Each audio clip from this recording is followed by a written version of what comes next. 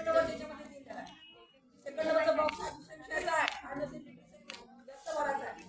ABCD त्याच्यामध्ये काय आहे सेकंड कोड स्टुडंट कोड मध्ये हा छापीवाला कोड आम्ही टाकतो.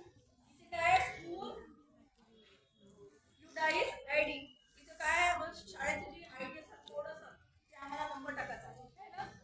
शाळेचा कोड काय कोड माहिती का माहिती का तुम्हाला आय कार्ड असते आपल्या तुमच्या आय कार्ड वर बघा बरं शाळेचा कोड काय आहे ते शाळेचा कोड काय आहे बघून घ्या व्हिडिओ घ्या.